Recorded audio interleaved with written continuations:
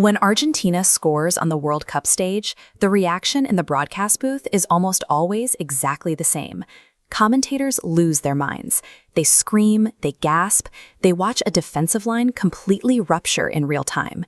Casual observers often see a striker weaving through 5 defenders and mistake it for a random miracle or a one-off stroke of luck. But if you look at the tape from 1986 all the way to 2022, you aren't looking at random miracles. You are looking at a highly specific, repeating structure. This national footballing DNA is built on 3 distinct pillars: tactical deception, the solo genius, and devastating teamwork. If we want to understand how this country continually captures the greatest prize in sports, we have to break down the film and dissect how these 3 mechanics actually work on the pitch. The first requirement for an Argentine victory relies heavily on psychological manipulation. They excel at outsmarting opponents and bypassing tightly organized defenses using pure cunning.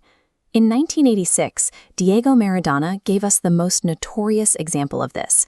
He jumped against the English keeper, realized he was outmatched in the air, and simply punched the ball into the net.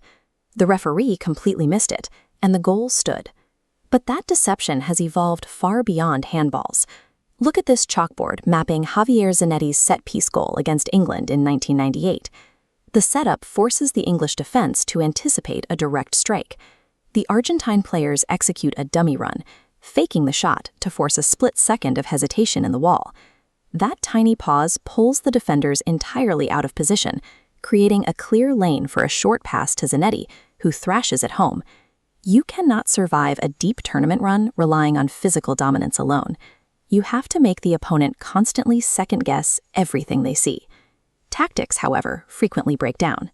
When the passing lanes close and the set pieces fail, the team shifts to its second pillar, the sheer willpower of an individual superstar. We saw this when Maradona curled a stunning strike into the top corner against Greece in 1994, and when Carlos Tevez hammered a blinding shot off a ricochet from way outside the box against Mexico. Lionel Messi carried this directly into the modern era.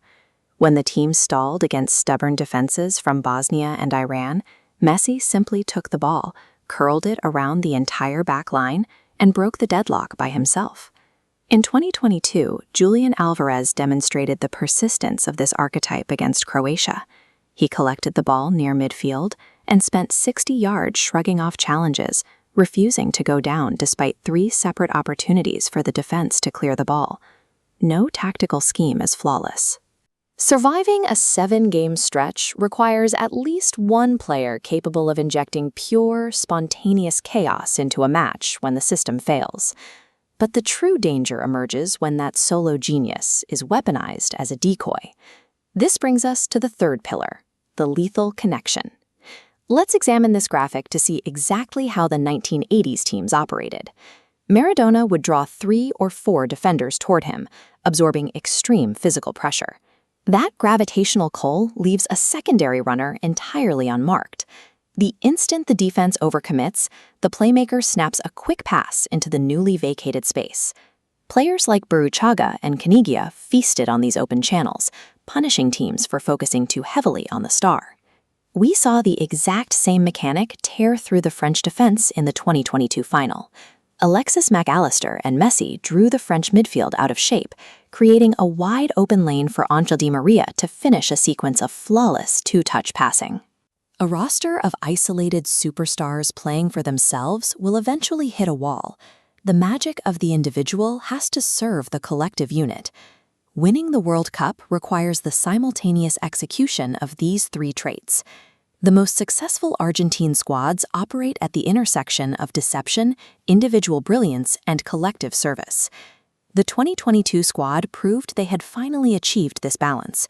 They stopped waiting for Messi to rescue them every single match, and instead operated as a comprehensive multi-threat machine.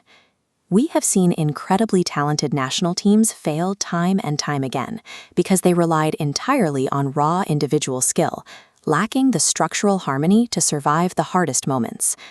Messi's final penalty in the 2022 final relied on the same composure seen in the 1986 and 1998 squads, the pressure of the moment handled by a player operating within a system designed to maximize his specific profile. For a country consumed by the sport, these goals serve as historical markers of their collective identity, bridging the gap between tactics and national pride. The greatest trophy in football is one when the individual playmaker's spontaneity is supported by the ruthless, calculating logic of the team's tactical structure.